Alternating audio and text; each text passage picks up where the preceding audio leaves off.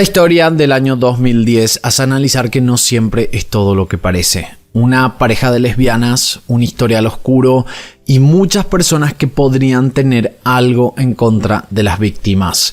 Este es el caso de Anne-Marie y Cara Rentala.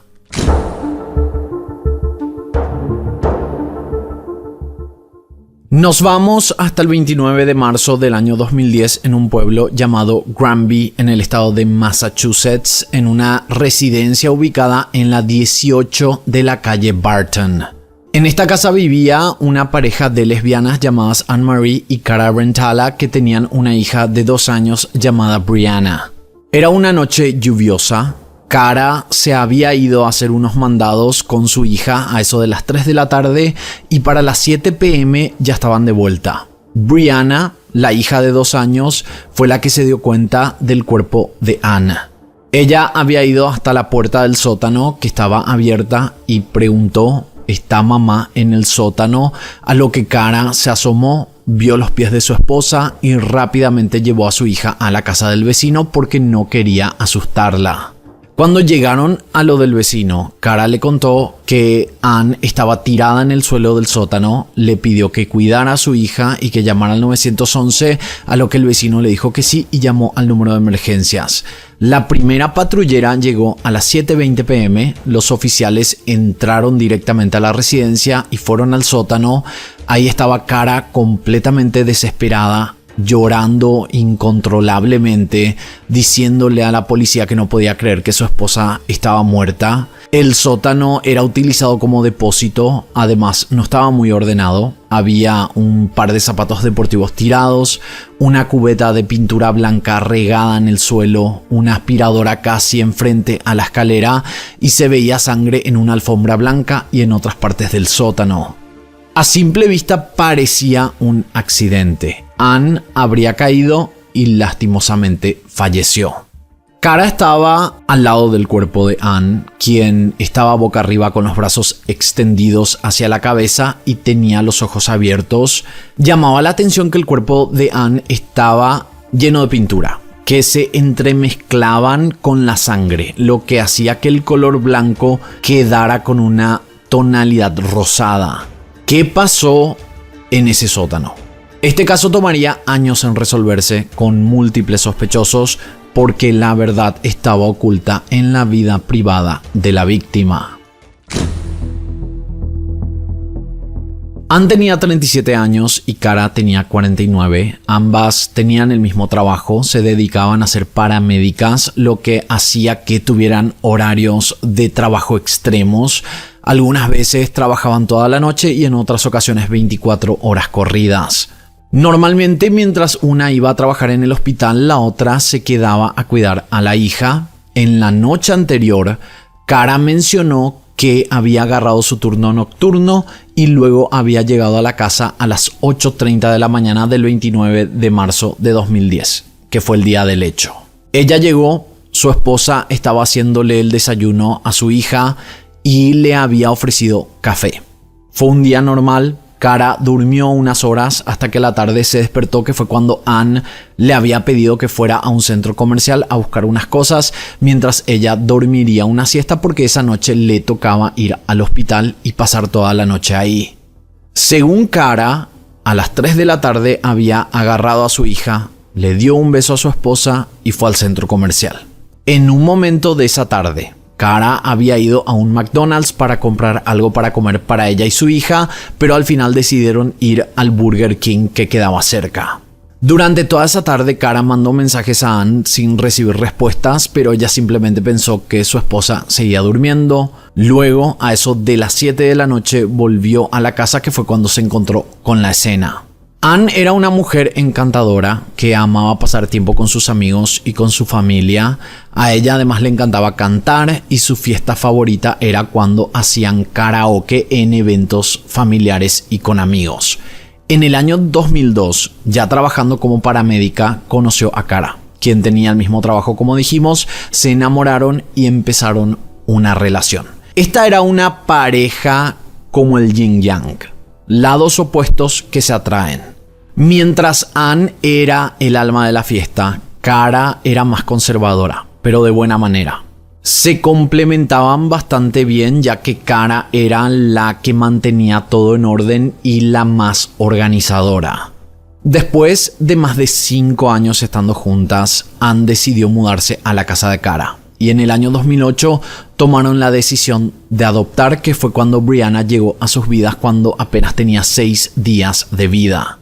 Con una familia conformada, lo único que les quedaba era casarse, así que ese mismo año lo hicieron. Tomemos en cuenta que el casamiento entre personas del mismo sexo se hizo ley federal recién en el año 2015 en Estados Unidos, o sea, antes de eso dependía de las leyes estatales.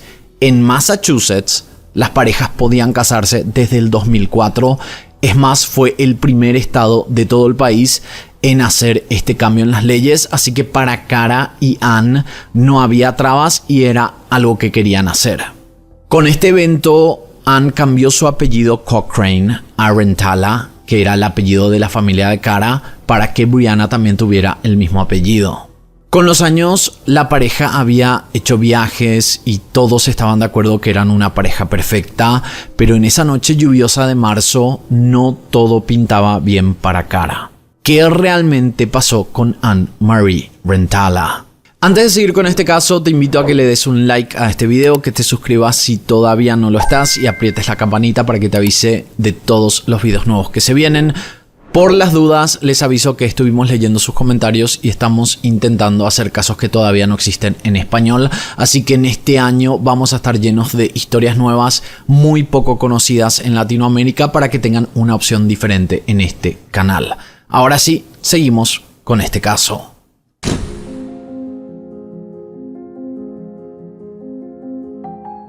Hablemos de lo encontrado con la escena, y específicamente lo que el investigador a cargo analizó al llegar a ese sótano. Él había mencionado que la escena parecía manipulada y tenía sus razones. Primero, el cuerpo de Ann estaba tieso, lo que significaba que ya había pasado por el proceso de rigor mortis, que normalmente ocurre a las 2 a 4 horas de la muerte. Si analizamos la declaración de Kara, esto concordaba completamente. Si es que Kara había salido a las 3 de la tarde, posiblemente en la siguiente hora Ann habría fallecido. Ahora, lo que no concordaba con su declaración tenía que ver con la pintura desparramada en ese sótano. Se notaba que la pintura blanca estaba fresca, que antes de la llegada de las autoridades alguien tuvo que haber lanzado la pintura sobre el cuerpo de Ann y en el suelo, como para simular que habría sido una caída.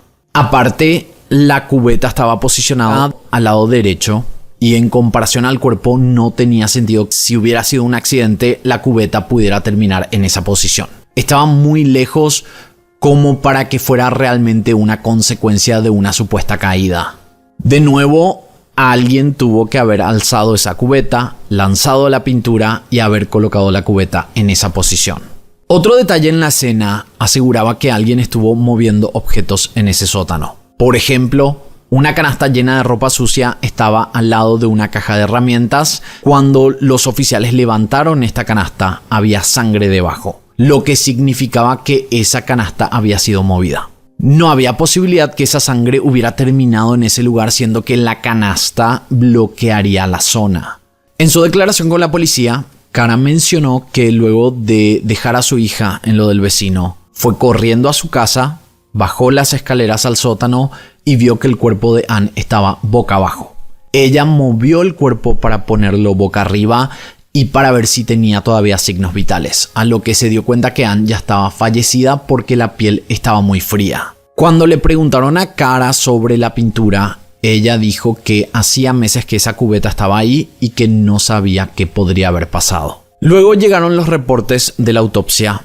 La causa de muerte fue por estrangulamiento, lo que confirmaba que eso había sido un asesinato. Kara fue colocada como persona de interés y las evidencias en su contra empezaron a acumularse. Así como dijimos al comienzo de este video, las evidencias en contra de Kara decían que ella tendría que haber sido la asesina. Y hablemos de cada uno de estos puntos. El detalle más obvio tenía que ver con el trabajo de ambas mujeres. Ellas eran paramédicas y uno de sus principales trabajos era realizar primeros auxilios. Su declaración no tenía sentido porque lo primero que se enseña en este trabajo es que hay que accionar lo antes posible si es que se quiere salvar la vida de una persona. Ella dijo que al ver los pies de su esposa en el sótano, en vez de bajar e intentar ayudarla, había llevado a su hija a la casa del vecino. Algo que además denotaba poco interés de realmente ayudar a su esposa sin saber si podría o no salvarla en ese momento. La descripción de lo que había hecho esa tarde podía corroborarse recién desde las 5 a 6 de la tarde con cámaras de seguridad, pero no antes de eso. Entre las 3 a 5 de la tarde no se encontraron cámaras que pudieran corroborar su coartada. Así como ella había mencionado, fue vista en tomas fuera de un McDonald's y en un Burger King cercano. Si se acuerdan, en esa tarde y noche estaba lloviendo mucho, pero Kara fue vista tirando algo en un contenedor de basuras fuera de McDonald's. O sea, ella tenía tanto apuro por tirar algo, siendo que estaba lloviendo torrencialmente, y eso no tenía sentido. Los investigadores creyeron que en ese contenedor Kara había tirado evidencias y que posiblemente eran prendas que faltaban en la casa. Según esta hipótesis, Kara habría limpiado la escena con estas prendas y luego se deshizo de ellas. Lastimosamente, las autoridades no pudieron encontrar estas prendas. La pintura también era un punto clave. Un experto mencionó que, según su análisis, esa pintura se tendría que haber derramado 30 minutos antes de la llegada de las autoridades. Si se acuerdan, la policía había llegado a la casa a eso de las 7 de la noche con 20 minutos. Lo que quería decir que alguien tuvo que haber tirado la pintura cerca de las 6:50 a 7 p.m., que fue la hora en la que Kara habría llegado a la casa. Y quizás, esto según la hipótesis de la policía, lo había hecho como un último intento para que las autoridades creyeran que fue un accidente. Ahora, vamos a otra incoherencia en las declaraciones de Kara. Ella había mencionado que fue con su hija a hacer los mandados para que su esposa pudiera dormir la siesta.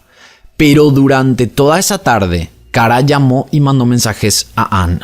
Si es que ella sabía que Ann quería dormir porque le tocaba trabajar toda la noche, ¿por qué ella fue tan insistente en que la atendiera? Esto quedaba como un intento de manipular su preocupación. Ella había dejado varios mensajes de voz entre las 5 y 5:30 de la tarde. En uno de estos mensajes de voz, ella le decía: atiéndeme por favor, te mandé varios mensajes, por favor te lo pido, necesito que me atiendas. Y según los investigadores, esa insistencia no tenía sentido con esa declaración de que la esposa supuestamente iba a estar durmiendo porque tenía que trabajar durante toda la noche. Si hablamos de lo que se encontró en los mensajes de texto entre esta pareja, la situación de Kara empeoraba. 2 noches antes del crimen, cuando Ann estaba cumpliendo su turno nocturno en el hospital, se encontraron mensajes de texto. Al parecer, Ann había vuelto a la casa mucho antes de su horario de salida y había encontrado a Kara en la casa con un hombre. Esto había quedado registrado en una serie de mensajes en los siguientes días. Ann le había dicho que a ella ya no le gustaba la relación que ambas tenían y que ella no le tenía respeto, a lo que Kara le respondió que estaba siendo loca y exagerada. Luego Ann le preguntó por qué por lo menos no le había avisado que ese amigo iría a la casa, a lo que Kara respondió: es simplemente un amigo, no estábamos haciendo nada. Esto no comprobaba la motivación, pero sí que la pareja estaba pasando por momentos difíciles. Pero lo que se encontró después, se analizó que podría haber sido la motivación. Cuando los investigadores analizaron el pasado de la pareja, se encontraron con documentos oficiales de denuncias que ambas se habían hecho por temas de peleas que terminaron en agresiones físicas. En el año 2008, 2 años antes del crimen y cuando ya tenían a la hija, Kara había sido arrestada porque Ann la había denunciado por haberle pegado. Cuando Kara estuvo en prisión, Ann solicitó el divorcio y la custodia total de la hija. Ambas mujeres luego solicitaron órdenes de restricción para cada una. Luego de casi un año estando separadas, se reconciliaron y Ann anuló el pedido de divorcio y la custodia. O sea que estuvieron por un tiempo separadas por casi un año y después decidieron volver a vivir juntas. 10 meses antes del crimen ocurrió algo que podría indicar cuál fue la motivación. Nuevamente hubo una pelea. Esto terminó en un juicio y como ambas habían sido las agresoras, o sea, ambas terminaron a los golpes, el juez del caso les dio una advertencia. Si es que ellas volvían a juicio por agresiones, le sacarían la custodia de la hija. Y en el caso de que una de ellas hubiera sido la única agresora, perdería el derecho total de ver a su hija y la otra quedaría con la custodia total. Entonces, según las autoridades, lo que pasó esa tarde fue que se inició una pelea, Cara la agredió físicamente, Ann amenazó con hacerle una denuncia y así Cara tomó la decisión de matarla sabiendo que perdería a su hija. Cara Rentala pasó por 4 juicios en total. Los 2 primeros fueron realizados en el año 2013 y 2014. En ambos casos el jurado no pudo llegar a un veredicto unánime, entonces en el 2015 se iba a realizar el tercer juicio. Durante ese año de espera, a Cara le dieron la posibilidad de salir bajo fianza, que fue cuando pudo reencontrarse con su hija, que ya tenía 9 años, y finalmente en septiembre de 2015 fue encontrada como culpable, recibiendo cadena perpetua sin posibilidad de libertad condicional. En el año 2023, 8 años después de su condena, los abogados de Cara demostraron errores en la investigación, así recibiendo la posibilidad de un nuevo juicio, el cual se realizó en septiembre de ese año, del año 2023. En todos estos juicios se presentaron nuevas hipótesis y posibles sospechosos que realmente hacía creer que Cara no había sido la culpable.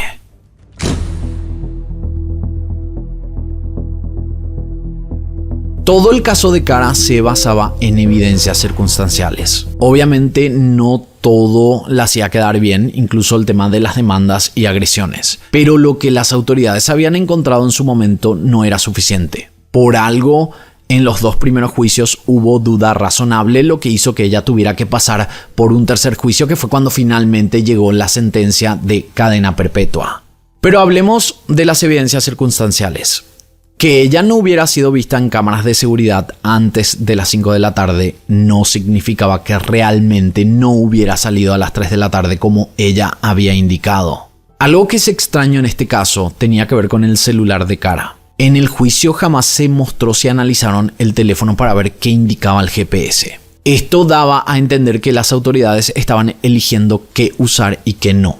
Todo para seguir esta narrativa. Probablemente habían analizado el teléfono y efectivamente había salido a la hora indicada, lo que hacía caer toda la hipótesis que tenía la fiscalía, porque eso significaba que Cara no pudo haberla asesinado por el tiempo de la muerte que se había analizado. Aparte, que Cara hubiera tirado algo en el basurero del McDonald's era completamente circunstancial.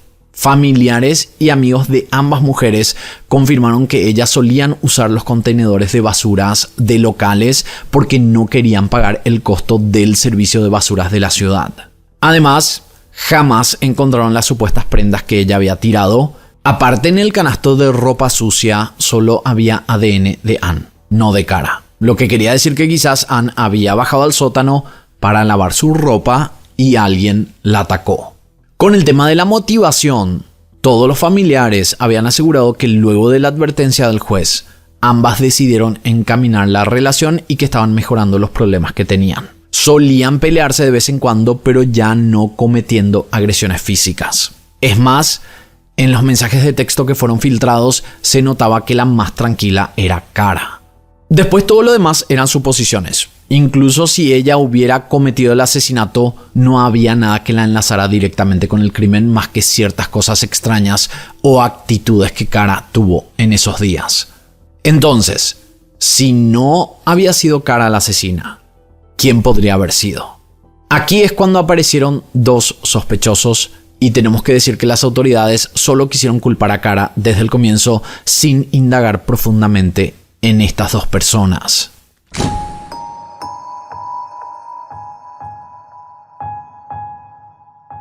Ann tenía una obsesión que llegó a generar peleas con Kara, pero hubo otras personas que fueron víctimas de esa situación.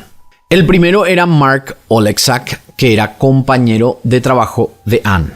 Es más, ahí fue donde se conocieron, inclusive antes de que Kara y Ann se conocieran y empezaran una relación. Ellos empezaron siendo colegas, luego amigos, hasta que la relación de ambos se hizo más cercana, inclusive íntima. Mark estaba casado, pero ambos se escribían en secreto e inclusive coordinaban encuentros para verse. Los investigadores habían encontrado una serie de mensajes de texto en la mañana del crimen. Ann le había mandado un mensaje pidiéndole que fuera a una tienda de Best Buy, que ella llegaría a las 8:25 am y que llevaría un café y un gran beso para él. Varios testigos fueron cuestionados sobre esto. La mayoría no sabía de esta relación. Los compañeros de trabajo sabían que los dos eran muy amigos, pero sabiendo que Ann era lesbiana nunca pensaron que esa relación podría haber llegado a algo más. Lo que llamaba la atención era que la esposa de Mark tampoco sabía de la existencia de Ann, siendo que ellos supuestamente eran tan amigos hace tantos años. Entonces, estas comunicaciones en privado se habían mantenido en secreto por algo. Los investigadores siguieron revisando estos mensajes de texto. Ellos hablaban prácticamente todos los días. Aunque había sospechas sobre una relación secreta, en ninguno de los mensajes llegaban a sobrepasar los límites. No habían comentarios sobre encuentros íntimos, sino que los encuentros eran para verse en cafeterías, restaurantes, etc. Y aunque se notaba que había algo más por el tema del secretismo, los mensajes finalmente definieron que simplemente eran muy cercanos. Pero luego se encontraron con algo que definitivamente podría ser una motivación del crimen.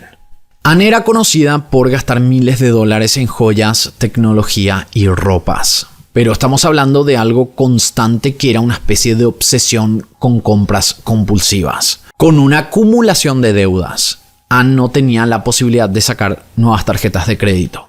La única manera era teniendo un garante. Sabiendo que su relación con Mark era cercana, Ann le había preguntado si podía ser su garante, a lo que Mark accedió. En total se encontraron 3 tarjetas de crédito en las que Mark había sido colocado. Una de las tarjetas había llegado a $7,000 de deuda, que si no se pagaban sería responsabilidad directa de Mark. Cuando lo llevaron para ser interrogado y le preguntaron qué había hecho en el día del asesinato, Mark fue bastante ambiguo con sus respuestas. Él había dicho que se había quedado en la casa y que en un momento se había ido a un centro comercial a hacer unas compras, pero no podía asegurar horarios ni nadie que pudiera corroborar su coartada. Mientras las autoridades mantenían en la mira a Mark, se encontraron con una nueva persona que podría tener una motivación. Carla Danieli era un agente de la policía quien había sido pareja de Ann antes de haber empezado su relación con Kara. Unos años antes del crimen, si es que se acuerdan, Ann y Kara se habían peleado y se separaron. Y en ese tiempo, en ese año que estuvieron separadas, Ann volvió a estar en comunicación con Carla. Ellas se habían encontrado en varias ocasiones y Carla estaba contenta porque siempre estuvo enamorada de Ann. Pero lo que realmente llamó la atención fue que durante esos meses, Carla le había dado acceso a Ann a una de sus tarjetas. La deuda que acumuló en esa cuenta llegaba a $10,000 y poco tiempo después, Ann la dejó para volver con su esposa. Al igual que Mark, Carla podría tener esta motivación. Ambas personas estaban endeudadas por culpa de Ann. Luego de esto, los amigos y familiares de Carla la vieron increíblemente enojada y triste. Ella había hecho comentarios despectivos sobre Ann por haberse sentido utilizada y porque Ann la había dejado con esa deuda. Cuando Carla fue cuestionada, ella dijo que en la noche del crimen ella había ido a un gimnasio y que se había quedado por varias horas y este lapso de tiempo concordaba con las horas del asesinato. Estas 2 personas fueron descartadas obviamente porque ya sabemos que Kara fue la que terminó en prisión por este crimen. Primero fue Mark, porque aunque su declaración fue ambigua, nada lo apuntaba al crimen. Es más, él había mencionado que no le afectaba mucho el tema de la deuda porque Ann hacía los pagos mensuales y le mandaba los comprobantes, algo que se confirmó con la investigación. Él también había dicho en su entrevista que Ann le contaba todo y que en la mañana del crimen, cuando se encontraron en Best Buy, Ann estaba de buen humor y no le había dicho completamente nada de la supuesta pelea que los investigadores mencionaron que había ocurrido una noche antes entre Ann y Cara. Esto llevaba a entender que quizás la pelea entre ambas mujeres se había solucionado un poco después de esos mensajes de texto. El tema de Carla es más extraño. Primero, ella es agente de la policía. Segundo, aunque la fiscalía presentó las cámaras de seguridad que corroboraba su coartada, dejaron de lado un punto clave, que lo habían ocultado al parecer a propósito para que todo indicara que fue Cara. En la noche del asesinato, en un horario muy cercano de cuando se había realizado el asesinato, Carla estaba cerca de la residencia. No en el gimnasio que quedaba a varios kilómetros como había mencionado, sino que esta evidencia se sacó de un extracto de su cuenta bancaria que indicaba que ella había sacado dinero de un cajero a pocas cuadras de la residencia de los Rentala. Si ella era inocente, ¿por qué no se puso esta evidencia en los juicios? ¿Y por qué ella no declaró en su entrevista sobre esta situación? Ella simplemente había mencionado que se fue a un gimnasio, habían cámaras de seguridad, pero había una evidencia que la ubicaba cerca del horario del crimen, cerca de la casa. Carla no solo tenía una motivación, que era lo del dinero, también tenía la sed de venganza por haberse sentido utilizada por Ann y además, aparte de todo esto, ella trabajaba en la policía.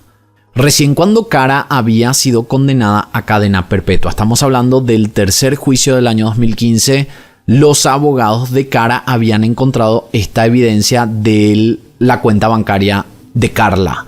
Y esto hizo que Cara tuviera un nuevo juicio que fue realizado en septiembre de 2023.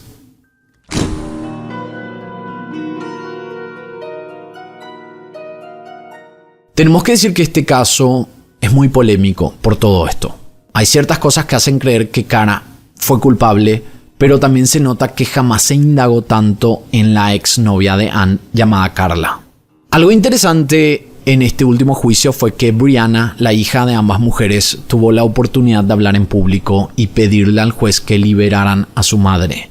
Ella dijo llorando que su madre era inocente y que ella la necesitaba. Cara Rentala en este último juicio fue encontrada como culpable nuevamente, pero cambiaron la carátula del cargo de asesinato en primer grado a asesinato involuntario. O sea, el jurado definió que tuvo que haber sido un asesinato accidental cuando ambas estaban peleando y posiblemente Ann cayó de las escaleras, lo cual no tiene sentido porque se encontró que Ann había sido estrangulada. O sea, ¿cómo podría ser un asesinato accidental? Cara recibió una condena menor, un mínimo de 12 años y máximo de 14, recibiendo además el crédito de los años que ya había pasado en prisión, que sumaba un total de 7 años, lo que quiere decir que ella podría salir en libertad entre los años 2028 y 2030. Este es un caso polarizado. Muchos están de acuerdo que Cara fue la culpable. Y es verdad, ciertas cosas llevan a creer que pudo haber sido ella, pero también hay muchos que dicen que fue Carla y que por ser policía la salvaron. Además, nunca se hizo una investigación profunda con esta hipótesis, lo que hizo que este caso no tuviera demasiadas evidencias que quizás la pudieron haber colocado como sospechosa. Hay que aclarar que la familia de Ann asegura que Cara fue la asesina. Ellos están convencidos de esto y obviamente la reducción de condena no les cayó para nada bien. ¿Ustedes qué opinan? ¿Creen que fue Cara la asesina o sienten que quizás Carla pudo haber sido la verdadera culpable? Hasta aquí el caso del día de hoy. Espero sus comentarios acá abajo y de esta manera nosotros nos encontraremos en la próxima historia.